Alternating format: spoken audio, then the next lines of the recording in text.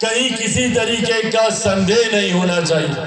बहुत सारे प्रत्याशी आएंगे, बड़ी बड़ी बातें करेंगे, संभवतः कई लोग हमारे ही नाम का इस्तेमाल करेंगे, पर ऐसे में अब हम लोगों को सोचने की जरूरत है और एक ऐसे नेता को चुनकर यहां से भेजने की जरूरत है जो जीतते ही, जब यहां से जीत कर जाएंगे, सीधा आप लोगों की समस्या का समाधान करने के प्रति अपनी जिम्मेदारी निभाने का काम करेगा।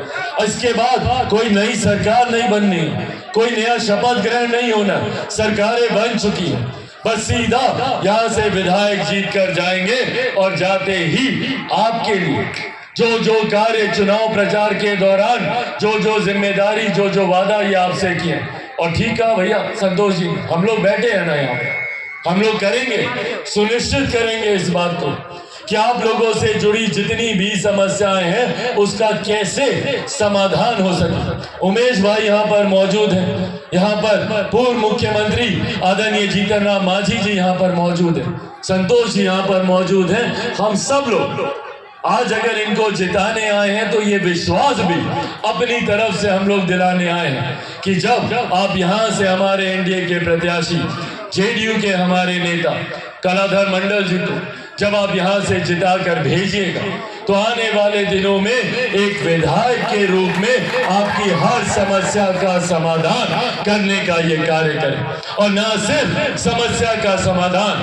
बल्कि प्रधानमंत्री जी की जितनी योजनाएं, एक से एक योजनाएं आज प्रधानमंत्री चला रहे। महिलाएं यहाँ पर इतनी भारी संख्या में मौजूद है, महिलाओं के सम्मान के लिए शौचालय बनाने की बात हो या उज्ज्वला योजना के माध्यम से घर घर गैस कनेक्शन देने की बात हो, या कोई भी गरीब व्यक्ति आर्थिक अभाव में इलाज से वंचित ना रह जाए, आयुष्मान के माध्यम से 5-5 लाख रुपए का हर गरीब व्यक्ति को मुफ्त इलाज देने की बात हो, या देश की नहीं दुनिया की सबसे बड़ी गरीब कल्याण की योजना जो हमारे देश में चलाई जा रही है, जिसके तहत देश में 80 करोड़ लोगों को आज की भी तारीख में मुफ्त में अनाज मिल रहा है। ये तमाम देन हमारे प्रधानमंत्री आदरणीय नरेंद्र मोदी जी की, पर लोग चाहते नहीं कि इन योजनाओं का लाभ किसी गरीब परिवार को मिले।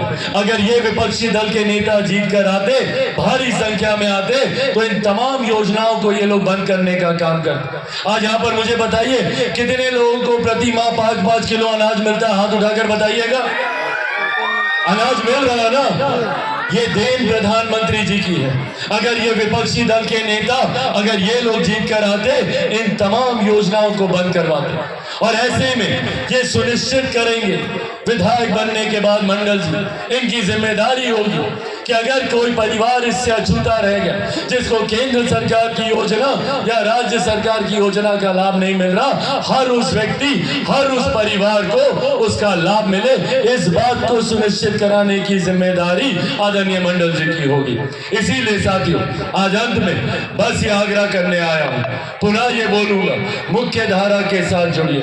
केंद्र में एनडीए की सरकार है, राज्य में एनडीए की सरकार है। ये जिम्मेदारी हम सब की बनती है कि एक ऐसे प्रत्याशी को यहां से जिताकर भेजे जो जीतने के बाद मुख्यमंत्री जी के बगल में बैठकर हम लोगों की समस्या का समाधान करे, प्रधानमंत्री जी से बातचीत कर बड़ी से बड़ी योजना अपने क्षेत्र में लाने का काम करे। ऐसे में कलाधर मंडल जी का समर्थन पूरा एनडीए मजबूती से करता है, और आगामी कितना 10 तारीख को मतदान है ना?